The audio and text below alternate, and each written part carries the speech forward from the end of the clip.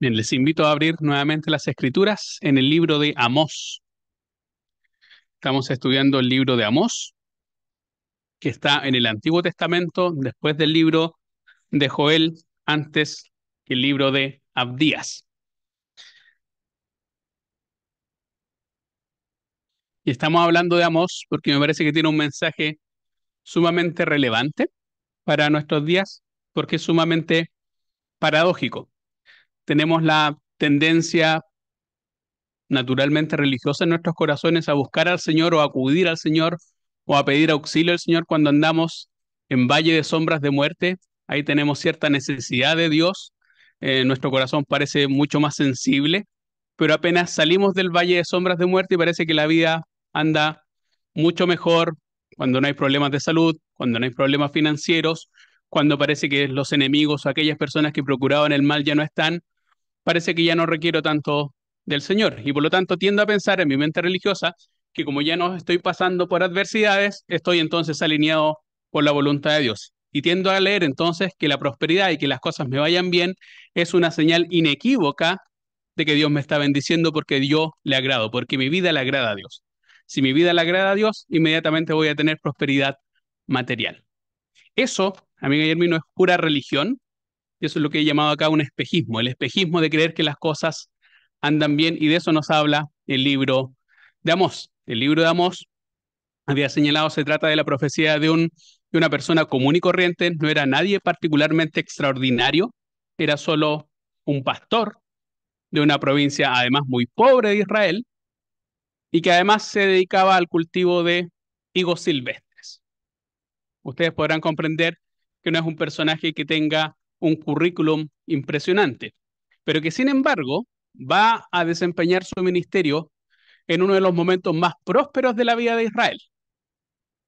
Israel lleva varias décadas sumido en guerras de desgaste, ha sufrido la destrucción, el saqueo de sus ciudades, pero parece que ahora las cosas marchan bien. Ha extendido sus fronteras, los otros enemigos ahora parecen estar derrotados, hay prosperidad material, hay mucha prosperidad material, entonces el pueblo de Israel probablemente siente en su corazón que naturalmente ahora sí está alineado con la voluntad de Dios, que los días tristes pasaron y que ahora todo será miel sobre hojuelas y por lo tanto esa es la prueba fehaciente de que yo estoy a la altura de lo que Dios demanda. Ese es el tema general de Amós, al menos en lo que a mí me ha resultado más llamativo. Y cuando examinamos el capítulo 1 y 2, me parece que eso confirma esa impresión, a modo de resumen de lo que vimos el martes pasado. Si recuerdan, el martes pasado, el libro de Amós comienza con una serie de oráculos contra los pueblos enemigos de Israel. Cada uno de los pueblos enemigos de Israel tiene un oráculo que tiene que ver con cómo Dios va a ejecutar juicio contra ellos en razón de la serie de pecados que han cometido. Pecados, hay algunos de ellos son particularmente espeluznantes. Por ejemplo, abrir el vientre de las mujeres embarazadas para generar terror entre los enemigos. A cualquiera de nosotros nos parecería que eso merece el castigo y la condena de Dios sin ningún tipo de duda. Si hay un pecado que Dios pudiese castigar, sería claramente ese. Pero lo que nos demuestra la profecía de Amós es que aquellos pecados o faltas o deslices que parecen ser más respetables o que no serían equivalentes ante los ojos de oro incluso pueden ser peores. La profecía respecto a Judá, por ejemplo, es menospreciar y no tomarse en serio la palabra de Dios. No tomarse en serio la palabra de Dios o tomarla como cualquier baratija, algo sin valor, está a la altura ante los ojos de Dios de abrirle el vientre a una mujer embarazada. Está a la altura de quemar un cadáver y profanarlo. Está a la altura de ser cruel con los enemigos y pisotearlos en el suelo. Está a la altura de traficar esclavos, trato de personas, toda esta serie de pecados que parecen ser particularmente abominables, ante los ojos de Dios están en un plano de igualdad con menospreciar su palabra y en el caso del pueblo de Israel en particular, con uno, tratar de manera vejatoria o denigrante a personas que están en una situación de inferioridad social y dos, tomarse las cosas del Señor, el culto del Señor, a la ligera. Pareciera que en términos externos lo estamos cumpliendo, Parece que nuestra presencia está en el templo, que las personas me ven que estoy participando activamente, pero mi corazón no podría estar más eh, desintonizado de la presencia del Señor. Esas cosas que parecen deslices o faltas, que claramente no están a la altura de esos otros pecados tan terribles, a los ojos del Señor son equivalentes. Y entonces el pueblo de Israel, que probablemente aplaudía cuando Dios decía voy a ejecutar juicio por los pecados de ellos, cuando ven que ahora el flash o las luces están sobre uno, parece que el momento es más incómodo. Uno aplaude con entusiasmo cuando van a caer las penas del infierno. Uno dice, ¿ha escuchado esa expresión? Que caigan las penas del infierno contra ellos, pero cuando la luz se dirige hacia mí e ilumina mi vida, termino pareciendo que mi vida no es mucho mejor de aquellas que yo consideraba paganos. El mensaje de Amós es exactamente eso. Esa es la introducción de Amós, capítulo 1 y 2. Ahora quiero leer con ustedes el capítulo 3 y 4, donde Dios va a desarrollar las razones del castigo o el veredicto y juicio de Dios. Israel es culpable. Ahora quiero que estudiemos en el capítulo 3 y 4 por qué es culpable. Todos los jueces dictan sentencia, pero también explican el fallo. Ponen los considerando. Acá están los considerando a Dios. ¿Por qué parece ser tan grave el pecado de Israel? Y eso es lo que aparece acá en el capítulo 3 y 4. Leamos. Oíd esta palabra que ha hablado Jehová contra vosotros, hijo de Israel, contra toda la familia que hice subir de la tierra de Egipto. Dice así: a vosotros solamente he conocido de todas las familias de la tierra, y por tanto os castigaré por todas vuestras maldades. ¿Andarán dos juntos si no estuviesen de acuerdo? ¿Rugirá el león en la selva sin haber presa? ¿Dará el leoncillo su rugido desde su guarida si no apresare? ¿Caerá el ave en lazo sobre la tierra sin haber cazador? ¿Se levantará el lazo de la tierra si no ha atrapado algo? ¿Se tocará la trompeta en la ciudad y no se alborotará el pueblo? ¿Habrá algún mal en la ciudad o alguna calamidad, podría ser una mejor traducción, la cual Jehová no haya hecho? Porque no hará nada Jehová el Señor sin que revele su secreto a sus siervos los profetas. Si el león ruge, ¿quién no temerá? Si habla Jehová el Señor, ¿quién no profetizará? Proclamad en los palacios de Asdod y en los palacios de la tierra de Egipto, y decid: reuníos sobre los montes de Samaria, y ved las muchas opresiones en medio de ella, y las violencias cometidas en su medio. No saben hacer lo recto, dice Jehová, atesorando rapiña y despojo en sus palacios. Por tanto, Jehová el Señor ha dicho así: un enemigo vendrá por todos lados de la tierra, y derribará tu fortaleza, y tus palacios serán saqueados. Así ha dicho Jehová: de la manera que el pastor libra de la boca del león dos piernas o la punta de una oreja, así escaparán los hijos de Israel que moran en Samaria, en el rincón de una cama o al lado de un lecho. Oíd y testificad contra la casa de Jacob, ha dicho Jehová Dios de los ejércitos, que el día que castigue las rebeliones de Israel, castigaré también los altares de Betel, y serán cortados los cuernos del altar y caerán a tierra. Y heriré la casa de invierno con la casa de verano, y las casas de marfil perecerán, y muchas casas serán arruinadas, dice Jehová. Oíd esta palabra, vacas de Basán, que estáis en el monte de Samaria, que oprimís a los pobres y quebrantáis a los menesterosos, que decís a vuestros señores: traed y beberemos. Jehová el Señor juró por su santidad: he aquí, vienen sobre vosotros días en los que os llevarán con ganchos, y a vuestros descendientes con anzuelos de pescador, y saldréis por las brechas una tras otra, y seréis echadas del palacio, dice Jehová. Id a Betel y prevaricad, aumentad en Gilgal la rebelión, y traed de mañana vuestros sacrificios y vuestros diezmos cada 3 días, y ofreced sacrificio de alabanza con pan leudado, y proclamad, publicad ofrendas voluntarias, pues que así lo queréis, hijos de Israel, dice Jehová el Señor. Os hice estar a diente limpio en todas vuestras ciudades, y hubo falta de pan en todos vuestros pueblos, mas no os volvisteis a mí, dice Jehová. También os detuve la lluvia 3 meses antes de la siega, e hice llover sobre una ciudad y sobre la otra no hice llover. Sobre una parte llovió y la otra sobre la cual no llovió se secó. Y venían 2 o 3 ciudades a una ciudad para beber agua, y no se saciaban. Con todo, no os volvisteis a mí, dice Jehová. Os herí con viento solano y con oruga. La langosta devoró vuestros muchos huertos y vuestras viñas, y vuestros higuerales y vuestros olivares, pero nunca os volvisteis a mí, dice Jehová. Envié contra vosotros mortandad, Tal como en Egipto maté a espada a vuestros jóvenes con cautiverio de vuestros caballos, e hice subir el hedor de vuestros campamentos hasta vuestras narices, mas no os volvisteis a mí, dice Jehová. Os trastorné como cuando Dios trastornó a Sodoma y Gomorra, y fuisteis como tizón escapado del fuego, mas no os volvisteis a mí, dice Jehová.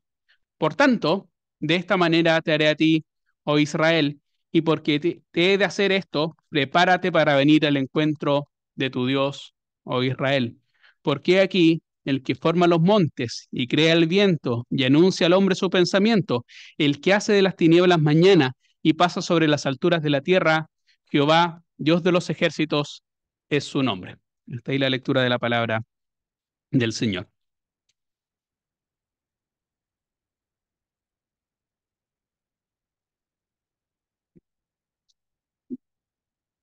Porque es en comparación a pecados que habíamos revisado en el capítulo 1 y 2, como tratar esclavos, como profanar cadáveres, como cercenar el vientre de mujeres embarazadas. ¿Los pecados de Israel son tan graves? Esa sería una buena pregunta con la que empezar. ¿Por qué el castigo va a ser el mismo? ¿Por qué para describir la conducta de Israel que amerita castigo Dios se toma casi el mismo espacio que le dedica a 7 pueblos? Y el versículo 2, oí de esto, oíd esto, en el versículo 2 se explica por qué es tan grave en particular el castigo. A vosotros solamente he conocido de todas las familias de la tierra, por tanto os castigaré por todas vuestras maldades. Tiene que ver con responsabilidad, hermana y hermano, tiene que ver con responsabilidad.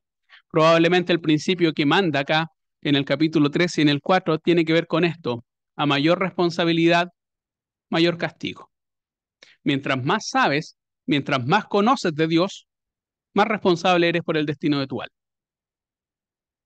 Piensa lo siguiente, de todos los pueblos de la tierra, dice acá, de todos los pueblos de la tierra, solamente con ustedes he intentado establecer un pacto especial, una relación especial. Eso tiene que ver con conocer. Conocer en la Biblia no significa memorizar algo, como ustedes lo están haciendo probablemente ahora que volvió marzo, conocer algo, sino más bien tener un trato familiar, conocer a alguien al dedillo, como alguien conoce, por ejemplo, a su esposo o a su hijo. Conoce exactamente cómo es esa persona. Tiene una relación familiar especial e íntima, un conocimiento pleno que es el resultado de la intimidad. Eso es conocer. Y dice Dios que de todos los pueblos, al único con el cual ha establecido una relación de ese tipo es Israel. Y en particular, no es porque Israel haya sido el mejor de los pueblos. No es por eso. En Deuteronomio dice, podía haber escogido 10 pueblos mucho más poderosos que ustedes, mucho más grandes que ustedes, pero lo escogí a ustedes, ¿saben por qué? Porque no eran particularmente llamativos, justamente para demostrar mi gracia. No sé si a alguno de ustedes le tocó escoger. En educación física en mis tiempos se escogía, a mí me tocaba ser capitán porque fui bueno en algún momento, entonces uno armaba su equipo y escogía. Y todos partían escogiendo a los mejores para su equipo y a los que los escogían al final era como un poco deshonroso. Pero lo que Dios hace es escoger al que nadie pondría las fichas, llamarlo primero. Eso es lo que está haciendo Dios con Israel. No llama a Israel porque sea la nación más poderosa, porque la que tenga los ciudadanos más inteligentes y las personas más piadosas. Al contrario, dice Dios, los escogí porque eran los más insignificantes para mostrar entonces mi poder y mi gracia. En la elección de Israel es una elección especial de todos los pueblos, solo los escogí a ustedes y esa elección tiene que ver con gracia de Dios. Y por lo tanto, eso es lo que hace particularmente terrible el pecado de Israel. El pecado de Israel tiene que ver con el sentimiento de que el pueblo más privilegiado ha tomado ese privilegio como una especie de cheque en blanco, de excusa para hacer todo lo que se le antoje, todas las tropelías que se le antoje. Es una tendencia también muy natural del corazón humano, pensar que el privilegio es para usarlo para mis propios fines. En la lógica de Dios, a mayor privilegio, mayor responsabilidad y mayor deuda de gratitud. El que sea en el pueblo escogido no los faculta para comportarse peor que los paganos. Ese es todo el mensaje de Amós. Ya vamos a ver que no estoy exagerando.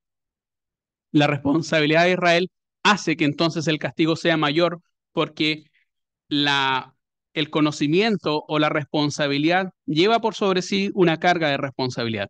Y entonces a partir del 3 y el 4, entre el 3 y el 8, Dios lo que va a hacer es explicar por qué es necesario el castigo, por qué es necesario que cada acción tenga una consecuencia. Hay una serie de preguntas retóricas acá, al menos son del 3 al 6, hay una serie de preguntas retóricas. Una pregunta retórica es cuando alguien no espera la respuesta, eh, sino que la respuesta va implícita, se sobreentiende. ¿Andarán dos juntos si no estuviesen de acuerdo? Obvio que no, esa es la gracia de una pregunta retórica. Entonces, entre el 3 y el 6 hay una serie de preguntas retóricas que enfatizan un punto y solo un punto en la explicación del profeta Amós, que es la idea de causa y efecto. Si ruge el león es porque tiene interés en cazar. Si se toca la trompeta en la ciudad es porque es una señal de alerta y se esperaría que todos evacúen. Como cuando a usted le llega la famosa alarma de la ONEMI en el celular, se espera que usted evacúe, es exactamente eso. Hay una causa y se espera una reacción. Y por lo tanto, si Dios, si las personas se han comportado pecaminosamente, la conclusión lógica, dice Amós, es que Dios va a actuar. Tú no puedes pecar impunemente por mucho tiempo sin esperar que Dios te retribuya. Si Dios es juez y actúa con justicia, los pecados entonces no quedan impunes en su presencia. Pero además el juicio de Dios tiene esta característica, es que el juicio de Dios va precedido siempre, siempre por advertencia. Ese es el versículo 7 y el 8. Porque Dios no hará nada sin que revele su secreto a sus siervos los profetas. Si el león ruge, ¿quién no temerá? Si habla Jehová el Señor, ¿quién no profetizará? No sé si en la mayoría de sus Biblias aparece el capítulo 3 titulado como el rugido del león. Dios habla y la voz de Dios es similar a la de un rugido del león. Y uno esperaría que el rugido de un león provocase cierto temor. Uno probablemente, mi pasaje está lleno de perros, pero yo como sé que están encerrados, paso ahí sus ladrillos no me provocan nada. No podría pasearme tan impunemente si veo un león que me ladra y no está enjaulado. Probablemente no sería tan valiente, ni siquiera saldría a la calle. Si Dios ruge, es porque va a ejecutar juicio, pero ese juicio lleva una advertencia. Ese juicio lleva una advertencia y eso es una señal de misericordia de Dios. No hay juicio en la historia bíblica que no vaya precedido por una advertencia, desde los días de Noé hasta los días del Señor Jesús. No hay juicio que no lleve una advertencia. Si ustedes actúan de esta manera, el castigo va a ser inminente. El versículo 9 del capítulo 3 es particularmente importante. ¿Sabe por qué? Porque el versículo 9 remarca que Israel está actuando peor que los paganos. Asdod es una ciudad portuaria del mundo filisteo y Egipto, bueno, no tendría que explicarles eso, pero son pueblos paganos. La naturaleza del versículo 9 es que van a actuar como testigos del juicio que Dios va a ejecutar contra Israel, pueblos paganos. Si en el capítulo 1 yo me imaginaba, y así lo decíamos en la semana pasada, Israel estaba sentado en un palco aplaudiendo, mirando con entusiasmo cómo Dios iba a castigar a todos los pueblos paganos, el versículo 9 del capítulo 3 invierte esa relación. Ahora se llama al mundo filisteo y al mundo egipcio a contemplar desde los montes de Samaria, que es la capital de Israel, cómo Dios va a ejecutar juicio contra Israel. ¿No le parece una profunda ironía que los paganos van a ser espectadores de los juicios que Dios va a ejecutar contra su pueblo escogido?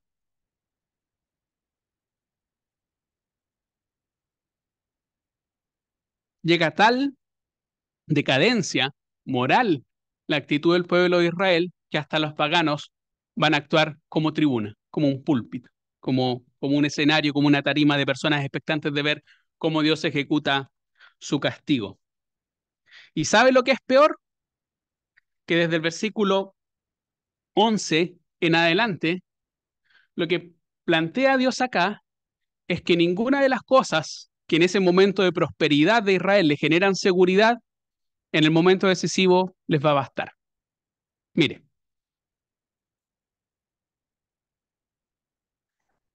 Desde el verso 11.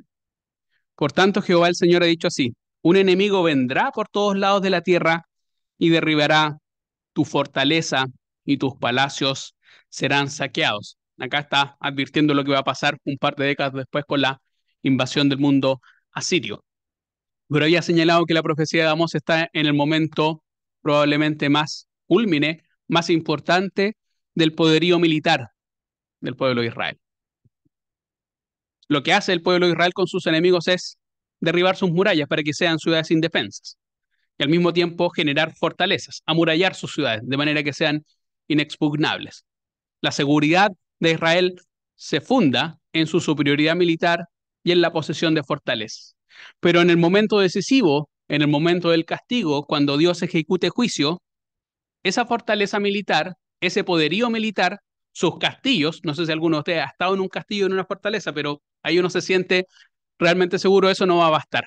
En el momento decisivo, tu seguridad, tu poderío no te va a librar del castigo de Dios. Tampoco te va a librar tu religiosidad o la creencia de que Dios te está amparando a ti. Eso es lo que aparece así en el versículo 13 y 14. Oíd y testificad contra la casa de Jacob, ha dicho Jehová de los ejércitos, que el día que castigue las rebeliones de Israel, castigaré también los altares de Betel y serán cortados los cuernos del altar y caerán a tierra. No voy a hacer historia porque no tengo mucho tiempo, pero una vez que se separa, igual voy a tener que contarlo después, así que lo explico ahora. Una vez que se separa Israel de Judá, hay dos capitales, Jerusalén, donde está el templo de Salomón, e Israel, cuya capital es Samaria. Pero cuando Jeroboam dice, pucha, yo me separo, pero el templo quedó en territorio enemigo, nadie va a venir para acá. Porque el centro de la vida espiritual de Israel se quedó, es como si uno dijera, nos vamos a separar Concepción de Santiago, pero están todas las cosas importantes en Santiago. Entonces lo que hace Jeroboam es decir, voy a inventar dos templos, uno en Dan y otro en Betel, para incentivar, para fabricarme una religión para que las personas vengan a mí.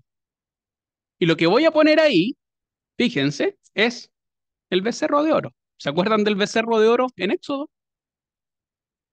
La gran reliquia que ornamenta y que está en el corazón del templo de Betel es uno de los becerros de oro. Ese es el lugar de culto de Betel y de Dan. Ahora, además de la creencia de que Dios está, vive en ese lugar de culto y me ampara, por lo tanto, también está la idea, profundamente religiosa en la época, de que si una persona llega al altar, tiene una especie de asilo o que tiene inmunidad, que es lo que nosotros conoceríamos como santuario. Nadie me puede hacer mal si yo llego a estar en la presencia del altar, nadie me puede tocar ahí. Es un espacio de inmunidad. Es como cuando uno llega a una embajada. En una embajada uno tiene inmunidad, es un espacio protegido. Nadie te puede tocar en una embajada. La misma idea está pensado acá en esta idea de serán cortados los cuernos del altar y caerán a la tierra. En la presencia del altar, si tú llegas a estar en el altar, en la mente religiosa del pueblo de Israel, eres inmune, nadie te puede tocar, nadie te puede hacer daño.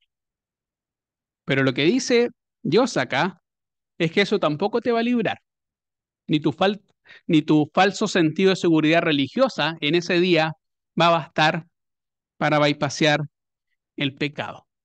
Y el versículo 15 muestra nuevamente lo que podríamos llamar acá la falsa seguridad de tu riqueza. Y heriré la casa de invierno con la casa de verano, y las casas de marfil perecerán, y muchas casas serán arruinadas, dice Jehová. Ya lo vamos a ver más adelante en el capítulo 4, va a desarrollar esta idea. Pero Amós predica en un contexto de superioridad militar, que hace que Israel sea arrogante. Nadie me va a tocar, puesto que tengo acá mis mega fortalezas y ningún enemigo va a ser lo suficientemente poderoso para destruirme. Además, tengo los lugares del templo y por lo tanto nadie podría tocarme si yo estoy, pienso, imagino, ese va a ser un argumento que va a desarrollar Amós en el capítulo 4, e imagino que estoy haciendo las cosas incluso más allá de lo que Dios espera de mí.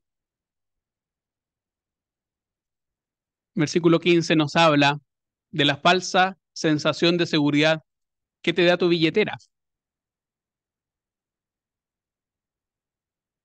llega un punto de la prosperidad del pueblo de Israel que comienza a aparecer acá y a materializarse con mucha frecuencia, al parecer, el sueño de cada uno, de tener una casa de verano, de tener una casa en la playa, de tener una doble propiedad. Y esas propiedades además no son, bueno, podría decirlo, media aguas, casas hechas a la rápida, sino templos, perdón, palacios adornados de marfil.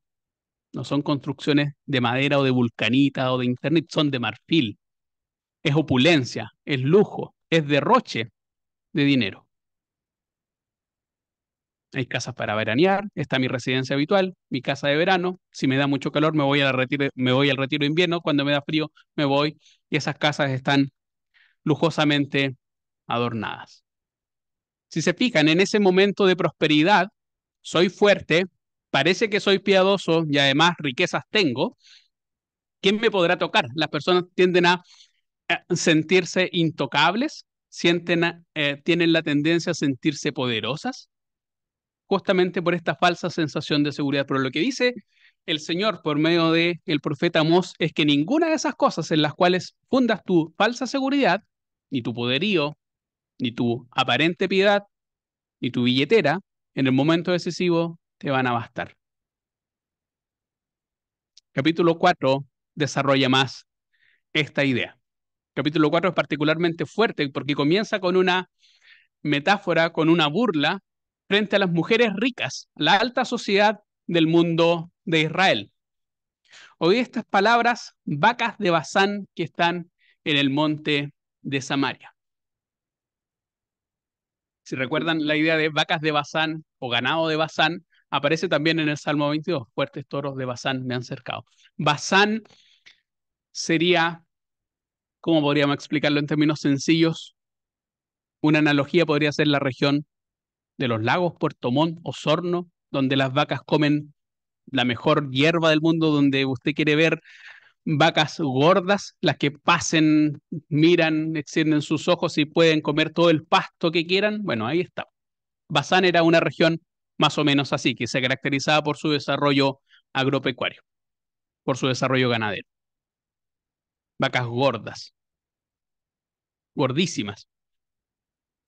Nota al pie de página. En febrero fui a Cañete, había una fiesta ganadera en Cañete y habían vacas como de 500 kilos. Yo no lo podía creer, eran unas cosas monstruosas. Yo imagino que así era una vaca de Bazán. Por supuesto, no se podían parar. Solo vivían para comer y para estar ahí. Unos monstruos impresionantes. Probablemente esa es la imagen que tiene acá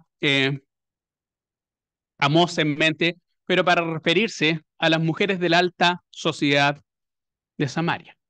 Ahora, no para criticar sus cuerpos, no es que Amós esté haciendo una apología de la gordofobia ni ninguna. No, en el mundo antiguo, donde en el mundo antiguo el hambre es real, una persona que tiene sus kilos de más es símbolo de riqueza, es símbolo de estatus. Es símbolo de estatus porque es evidente que usted no pasa hambre. En este mundo existe el hambre. En este mundo existe el hambre. Ustedes probablemente, el auditorio de la mitad, pero los de los extremos no. Pero en el Chile de los 80 el problema no era la obesidad infantil, era la desnutrición infantil. Esa era la pandemia que había que erradicar. Habían presidentes que proponían asegurar medio litro de leche para los niños cada día, como un gran logro. Y ahora nosotros el problema es totalmente el inverso. Si se fija o no, el sobrepeso tiende a coincidir con momentos de prosperidad económica. Vacas de Bazán, opulencia y buena vida. Pero una opulencia y buena vida, y este es todo el mensaje de fondo del argumento de juicio de Amós, que está cimentado sobre injusticia social. Oí estas palabras, vacas de Bazán, que estáis en el monte de Samaria, que oprimís a los pobres y quebrantáis a los menesterosos. Y en esa situación, dice, decida a vuestros señores, traed y beberemos. Parece que es una vida que se basa en el comer y en el beber, en la buena vida, a expensas de la opresión de las personas más desposeídas.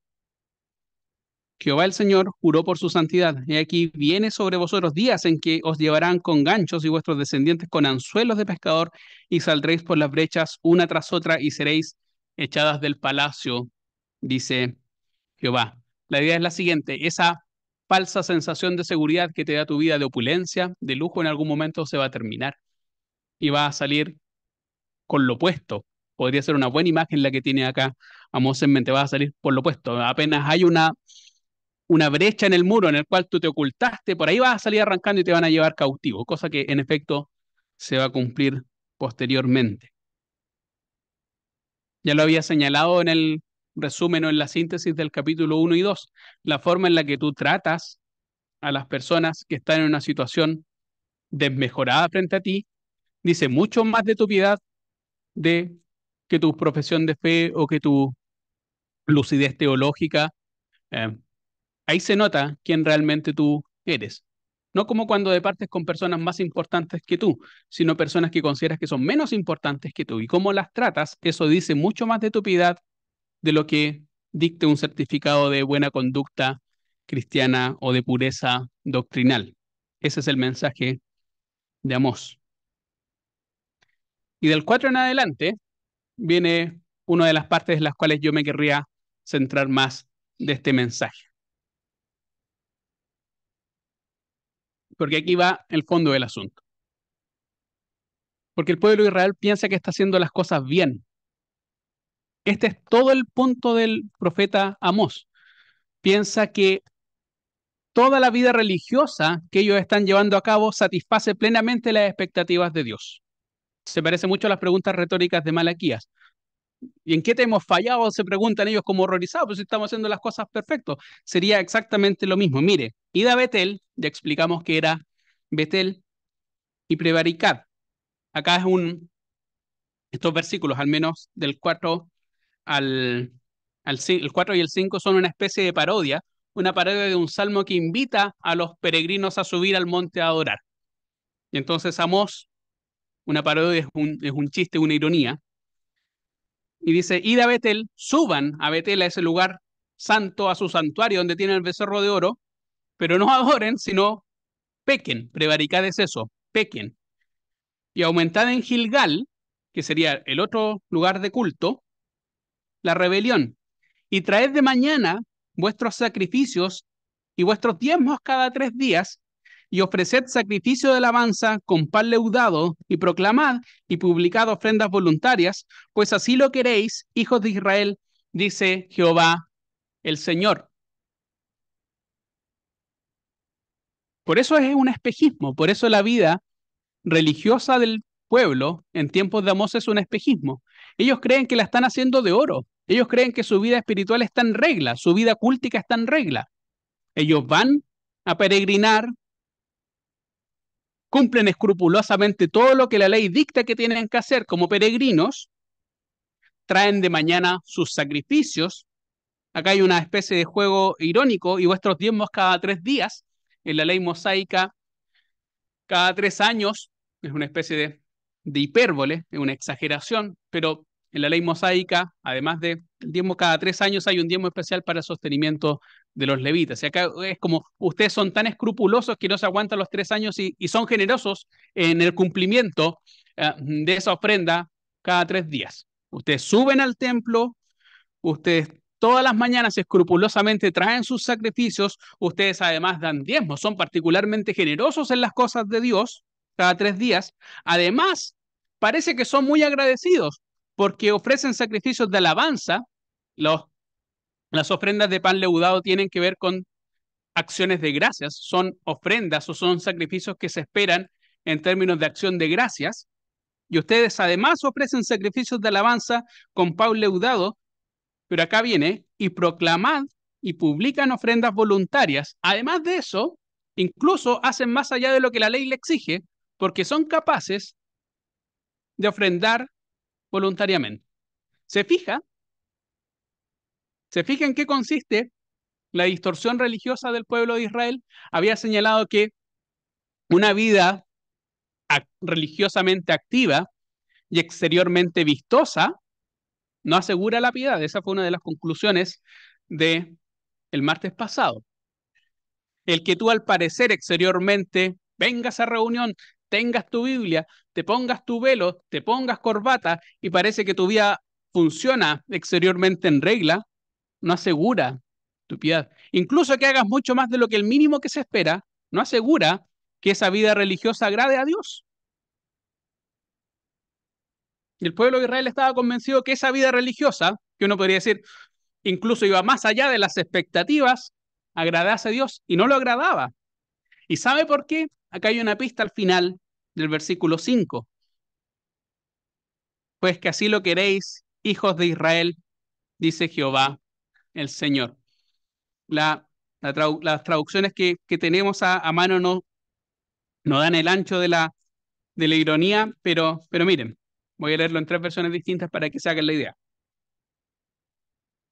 La NBI dice, quemen pan leudado como ofrenda de gratitud y proclamen ofrendas voluntarias. Háganlo saber a todos israelitas, eso es lo que a ustedes les encanta, afirma el Señor omnipotente. La versión Dios habla hoy lo traduce así. Anuncien por todas partes sus ofrendas voluntarias, ya que eso es lo que a ustedes les encanta. Y la nueva traducción viviente lo dice así. Luego entreguen sus ofrendas voluntarias para poder jactarse de ello en todas partes. Este es el tipo de cosas que a ustedes, israelitas, les encanta hacer. Esto se parece mucho al juicio del Señor Jesús contra los fariseos, que antes de dar limosna, darle algo a alguien, hacían tocar trompeta delante de ellos, de manera que todos los ojos se enfocasen en lo que estaban haciendo y las personas dijeran, qué generoso es esta persona. Es como las personas que van y se suben al escenario a donar en Teletón una competencia de quién es más generoso. ¿Se entiende la idea o no? La idea es que todo el énfasis en el cumplimiento externo y en estas muestras de generosidad no tenían que ver con una señal o un sentimiento de deber, de gratitud hacia Dios, sino una forma de exaltar el propio ego. El sentido de la adoración es que Dios sea exaltado y yo no. El sentido de esta perversión religiosa es que mi ego sea exaltado porque las personas me ven y me dicen, oye, él cumple, todos los días da su ofrenda, mira qué generoso es. Eso les encanta, eso les encanta, dice el pueblo de Israel. Eso les encanta hacer. Esa religiosidad fabricada, hecha a la medida para exaltar ese ego en tiempos de prosperidad, es también una de las causas de juicio, dice el Señor. Este pueblo que parece cumplir escrupulosamente con los mandamientos rituales y ceremoniales, incluso ir un paso más allá de ello, Dios los condena porque eso es lo que a ellos les encanta, pero que no le agrada a Dios. Y en el Antiguo Testamento sistemáticamente Dios dice, en realidad no quiero sus sacrificios, estoy hasta la coronilla de sus ofrendas porque lo que yo quiero es un corazón genuinamente arrepentido. Eso es lo que Dios anhela y desea de nosotros. No un comportamiento que externamente a los ojos humanos parece estar en regla. Y entonces acá viene desde el versículo 7 en adelante, una vez que ya conocemos por qué el juicio de Dios hacia Israel conocemos el veredicto, conocemos por qué son tan responsables y el pecado de Israel parece ser tan profundo, aunque ante nuestros ojos no parezcan ser tan culpables. Casi que uno podría decir, utilizando lenguaje jurídico, que tenían una irreprochable conducta anterior. Eran personas muy religiosas, muy nobles, no ejecutaban pecados tan terribles como los de sus vecinos, pero ante los ojos de Dios eran crímenes imperdonables. Y aquí ese momento, y aquí viene la profecía respecto al juicio de Dios sobre cómo ese momento de prosperidad, ese momento de grandeza militar, va a colapsar sobre sus propias ruinas. Fíjense, voy a leer la porción y ustedes se van a fijar en la frase que se repite más sistemáticamente. Os hice estar a diente limpio en todas vuestras ciudades, y hubo falta de pan en todos vuestros pueblos, mas no os volvisteis a mí, dice Jehová. Versículo 7 del capítulo 4. También os detuve la lluvia 3 meses antes de la siega, e hice llover sobre una ciudad y sobre otra ciudad no hice llover, sobre una parte llovió y la otra sobre la cual no llovió se secó, y venían 2 o 3 ciudades a una ciudad para beber agua, y no se saciaban, con todo, nos volvisteis a mí, dice Jehová. Os herí con viento solano y con oruga, y la langosta devoró vuestros muchos huertos y vuestras viñas, y vuestros higuerales y vuestros olivares, pero nunca os volvisteis a mí, dice Jehová. Y envié contra vosotros mortandad, tal como en Egipto, y maté a espada a vuestros jóvenes con cautiverio de vuestros caballos, e hice subir el hedor de vuestros campamentos hasta vuestras norices, mas no os volvisteis a mí, dice Jehová. Y os trastorné como cuando Dios trastornó a Sodoma y Gomorra, y fuisteis como tesón escapado del fuego, mas no os volvisteis a mí, dice Jehová. Evidentemente la expresión que se repite aquí es, no os volvisteis a mí. No se volvieron a mí, no se volvieron a mí, no se volvieron a mí. 5 veces repite, no se volvieron a mí.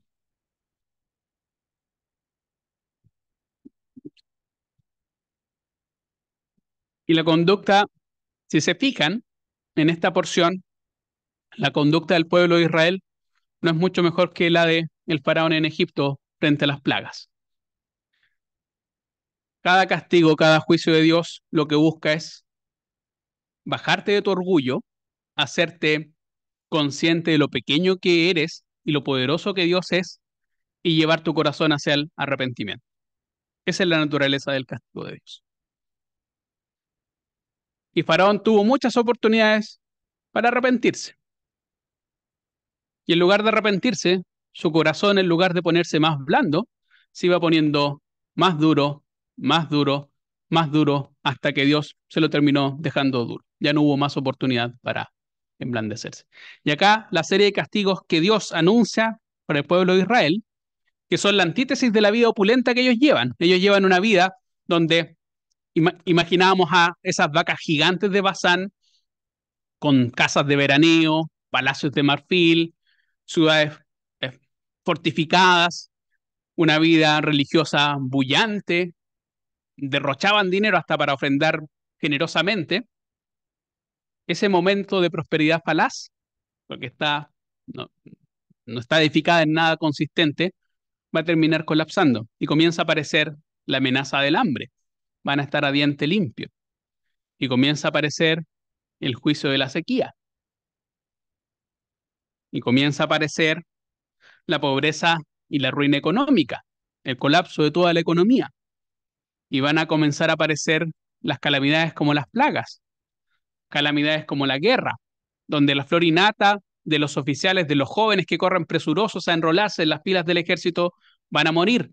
Y van a morir en tal magnitud que los cadáveres ni siquiera van a encontrar la forma de sepultarlos y van a hacer apestar todo el ambiente.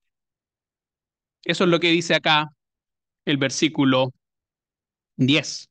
E hice subir el hedor de vuestros campamentos hasta vuestras norices, mas no, y sus ciudades van a ser destruidas. Y en cada uno, y la respuesta de Israel frente a cada uno de esos castigos es exactamente la misma. Y su corazón no se volvió, y su corazón no se volvió, tu corazón no se volvió, corazón no se volvió, tu corazón no se volvió. Versículo 12 y 13, y con esto ya voy terminando. Por tanto, en razón de todo lo que hemos dicho, hay una, se conmina a Israel a tener una actitud, que es prepárate para venir al encuentro de tu Dios. En algún momento, amiga y amigo, vamos a estar en la presencia de Dios. Y hay formas de enfrentarse a la presencia de Dios. Hay personas que pueden enfrentarse a la presencia de Dios adorándolo y anhelándolo que el Señor venga, y otras personas que ni siquiera van a querer mirar hacia arriba para ver al Señor porque va a estar como juez, ya no como Salvador, sino como juez. Prepárate, nosotros cantamos esos himnos que escogí, no eran azarosos, mientras tengas tiempo, vuélvete a Dios, vuélvete a Dios. Y el mensaje de Amós sigue siendo pertinente para nuestros tiempos. Prepárate para venir al encuentro de tu Dios, oh Israel. ¿Y quién es tu Dios? Por esto es particularmente grave el pecado de Israel. Era grave el pecado de Judá de menospreciar la palabra de Dios. Por menospreciar significa eso, tener un tesoro en las manos, tener algo de mucho valor y no apreciarlo, tratarlo como si fuera una baratija, una cosa vulgar y común. Tratar la palabra de Dios así, dice Dios en el capítulo 2, es un crimen terrible que merece el juicio. La razón por la cual es particularmente terrible el pecado de Israel es no solamente la relación de pacto que Dios ha querido hacer y cómo esa relación de pacto además se funda no en los atributos de Israel, sino en la gracia de Dios. Yo no soy nadie para que Dios se haya fijado en mí, pero Dios no es cualquier Dios. Y el versículo 13 contiene probablemente en la Biblia una de las descripciones más formidables del carácter de Dios. Dios no es alguien para tomárselo a la ligera, amigo y amigo. Y probablemente en Semana Santa vamos a ver memes de Jesús, vamos a hablar, se va a tomar a Jesús a la ligera, pero ese no es el Dios que aparece acá en la Biblia. El Dios que aparece acá en la Biblia es para tomárselo en serio. Es el Dios que ruge en Amós, porque aquí el que forma los montes y crea el viento y anuncia al hombre su pensamiento, el que hace de las tinieblas mañana y pasa sobre las alturas de la tierra, Jehová, Dios de los ejércitos, es su nombre. Él es el que ejecuta el juicio, Él es quien dicta sentencia. El Dios creador que crea los montes, las cosas más formidables que tú puedas pensar de la creación, tiene un hacedor que es más grande que eso, el que tiene soberanía sobre todo lo creado, y Jehová Dios de los ejércitos, que podría ser traducido como lo hacen otras versiones como el Señor Todopoderoso. Ese es su nombre. Él es el que ejecuta juicio. ¿Qué podemos entonces aprender de los capítulos 3 y 4 del libro de Amós?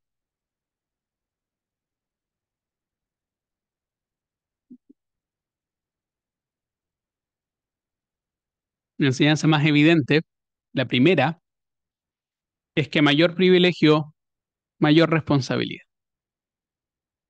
Si pudiéramos resumirlo en una fórmula, es exactamente eso. Mientras más privilegiado eres, eres más responsable de cómo te conduces. Y ese privilegio no es excusa y no puede ser utilizado para comportarte de la manera que tú quieras. No es un cheque en blanco. No te puedes eximir.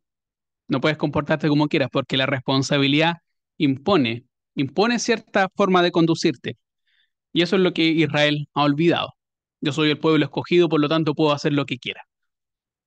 Como un niño malcriado que dice yo soy el regalón de mi papá y por lo tanto puedo comportarme como quiera. No, al contrario. Mientras más privilegio, más responsable eres. Más responsable eres porque eres consciente de que no hay nada en ti que te haya hecho merecedor de la gracia de Dios, tal como Israel. No había nada en ellos que lo hiciera ser merecedor de la gracia de Dios, de que Dios los haya escogido y haya querido conocerlos y tener una relación especial con ellos. Al contrario, en el pueblo más, para ponerlo en términos buen chilenos, más piñufla, más despreciable, más común y vulgar. Uno, tienes más responsabilidad porque sabes quién eres, pero también tienes más responsabilidad porque sabes a qué Dios le estás respondiendo. Por eso el capítulo 4 termina así. Capítulo 4 termina con toda esa descripción de los atributos de Dios porque tú no te puedes tomar a Dios a la ligera.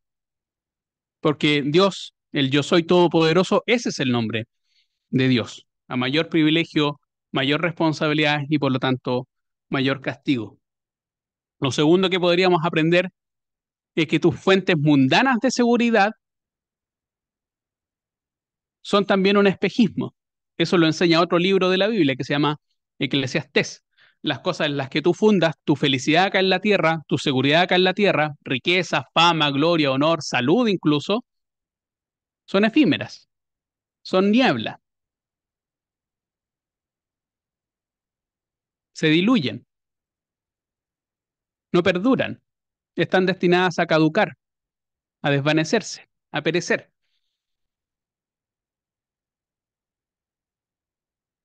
El pueblo de Israel fundaba toda su seguridad en su poderío militar, en su riqueza y en su aparente piedad. Y en el momento decisivo ninguna de esas cosas le iban a bastar. Por lo mismo, hermana y hermano, amigo y amigo, no puedes fundar tu seguridad existencial en cosas que son por naturaleza pasajeras.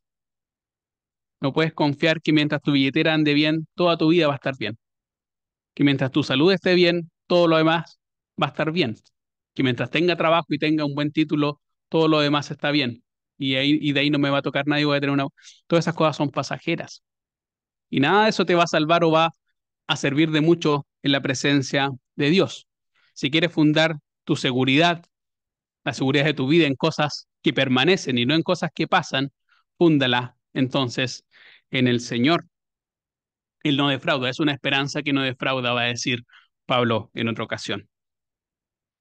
Tercera enseñanza, que una vida activa religiosamente y que exteriormente parece ser muy impresionante, no asegura necesariamente que sea un símbolo de piedad auténtica, ni que a Dios le agrade ese tipo de religiosidad. En unas cuantas semanas más lo vamos a ver, el mundo va a ser más piadoso que nunca, va a cumplir con un conjunto de rituales, algunos medios absurdos como no comer asado, no comer carne, o no aprender la tele, o no escuchar música. Bueno, eso ya no se estila, pero cuando yo era chico sí se estilaba, um, como una forma de aparentar piedad. Ese tipo de expresión de piedad exterior no te sirve de nada, a Dios no le agrada eso. Lo que Dios quiere es tu corazón arrepentido. Si tú quieres agradar a Dios, haz que Él sea el centro, entonces, de tu vida y el centro de tu adoración. Y no ocupes la religión como una forma de autopromoverte para que todas las personas te vean lo respetable, lo buen ciudadano, lo correctito que tú eres. Eso no es lo que Dios espera. Eso es pura religión. Y eso es lo que hacía Israel. Y por último, aprender sobre la disciplina de Dios. Estos temas son muy complejos de enseñar y muy poco agradables de enseñar. Es mucho más fácil y más simple y suena mejor al oído también hablar de la gracia de Dios, del amor de Dios, como cantamos con los niños en la escuela dominical el domingo, pero es mucho menos amable hablar del juicio de Dios, de la santidad de Dios y la disciplina de Dios. Y la disciplina de Dios tiene como propósito llevarte al arrepentimiento. Y tu corazón puede responder de dos maneras. O tu corazón se conduce al arrepentimiento, que es lo que en el lenguaje de Amós es volverse hacia Dios, tú le estás dando la espalda a Dios, literalmente es eso, y lo que Dios quiere es que dejes de darle la espalda a Dios y te acerques a Él, o tu corazón, de tanto darle la espalda a Dios, se va a endurecer, y frente a eso ya no hay más remedio. La historia de Faraón y la biografía de Faraón así lo demuestra. Un corazón duro corre el riesgo de petrificarse permanentemente y que Dios decida dejarlo sencillamente duro, no intervenir para ablandarlo más. Y por lo tanto vas a lidiar con las consecuencias.